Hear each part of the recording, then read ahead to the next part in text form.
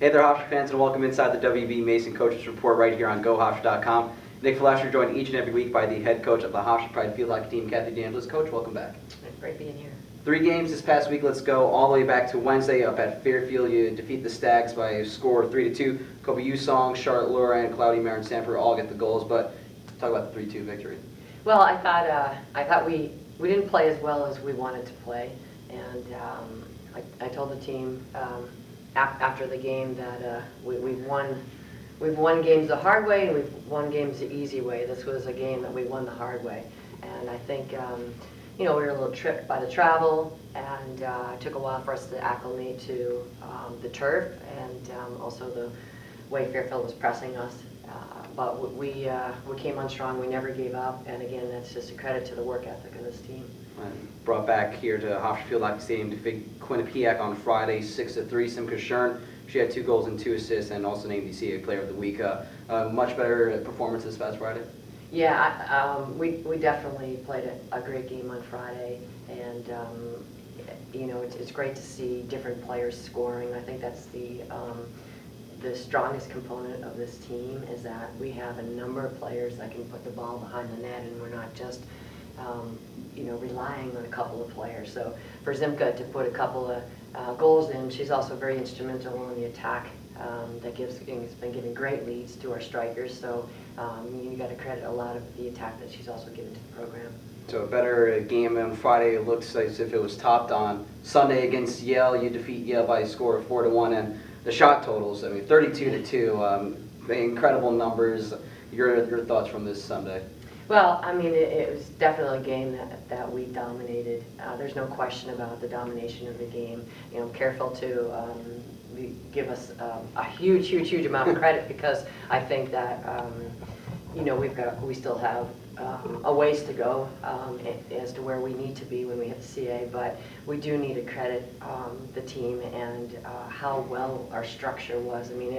Having that many shots goes to show how well defensively, in the back line and the midline, how organized we were, how our defensive structure really just we collapsed on Yale all over the field, and that led to a number of turnovers by them that we were able to collect and put the ball right back into transition and attack. So the ability to get that many shots off is fantastic. I'm certainly not happy on the shooting percentage and how we took those shots, but I also, Yale played a great defensive game in the circle, and their goalkeeper had a 16 saves, I believe it was. So giving them quite a bit of credit for the pressure we put on as well. Well, with that win, it's now an 8-3 on the season, 6 straight wins, but in that last instance you talk about not getting too ahead of yourself. Still 2 games before CAA play starts at the end of next week. So what do you still need to see from this team to feel confident come conference play?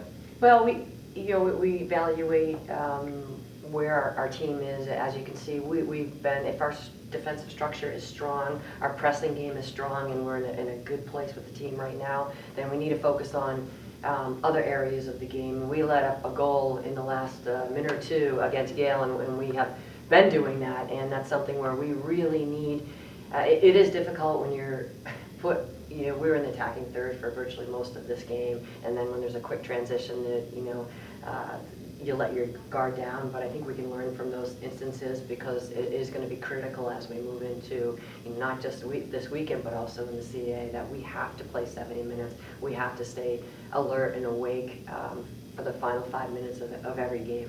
And 2 games coming up this week. On Friday, you face Sacred Heart, currently on the season 2-6 out of the MAC. You defeated them last season by a score of 3-2. So what can we expect out of the Pioneers?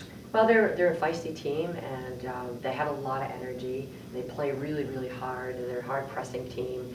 We've had a number of teams like that, so I think that our previous games will prepare us for a game like Sacred Heart. But we don't going to take anybody lightly. And like I said, they're a tough team, and we've got to play very tough on Friday. And then on Sunday, you face Alexa Columbia 5-2. They still have one more game before they face you. But out of the Ivy League, they're currently won 5 straight games. So a little far ahead, have to look after the Sacred Heart game. But early preview on Columbia. Well, they're a solid team, and they got a number of players back from last year, where they had a breakout year last year. They're on a winning streak, as we are too. Again, we're going to have to travel to the city, and I think we showed that we could play on the road, so I think we got that one. Our Fairfield game, that win, we know we can win on the road, so I think that was huge to get that win.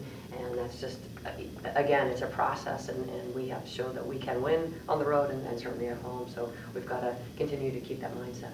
She's the head coach of the Hofstra Pride Field Hockey Team, Kathy Angelis. Coach, thanks for joining us. Great being here. You've been watching the WB Mason Coaches Report right here on GoHofstra.com.